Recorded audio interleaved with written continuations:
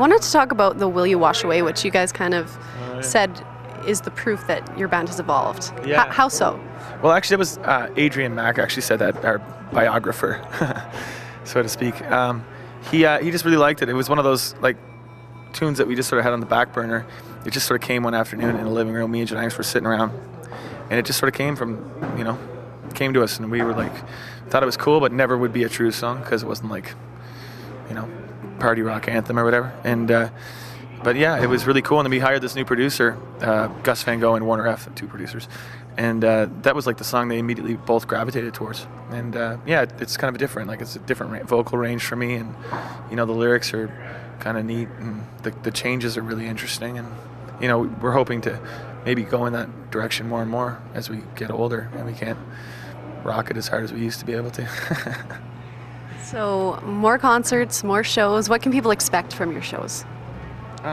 Fun. I mean, really, I think it's really, really good. And I don't mean to sound like pretentious. I mean to sound modest. Yeah, I just think we're really, really good.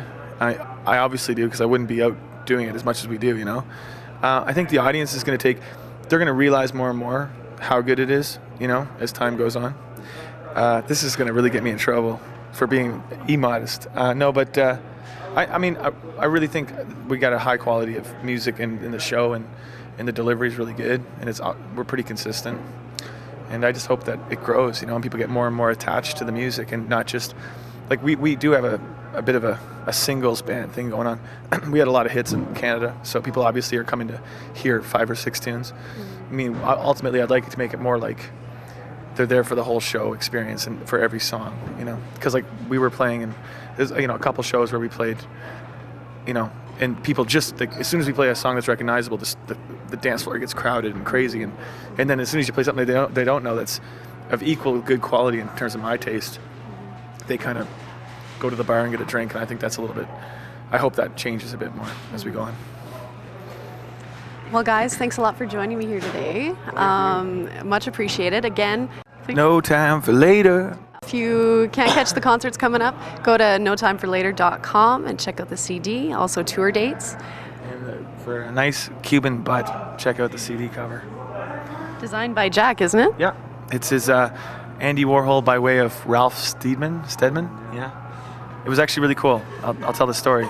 We were in Cuba last year, and there was this Cuban dance group on stage because we had to play a show down there for our contest winners, and then it was immediately followed by this big Cuban dance thing, and it was really weird. It was like a combination of really good talent, but then like this really kind of half-baked kind of North American thing. Like we had this like really shitty Elvis impersonator drive down on a motorbike, and then a bunch of girls came out and danced, and then Sarah took a picture of the line dancers. They had these really weird costumes, and then when it came time to make the album cover, Jack was going through his pictures and like playing around with like inverting the colors and stuff, and then that one just became so visually compelling. Iconic, yeah. That we couldn't say no to it, even though it's a little bit racy.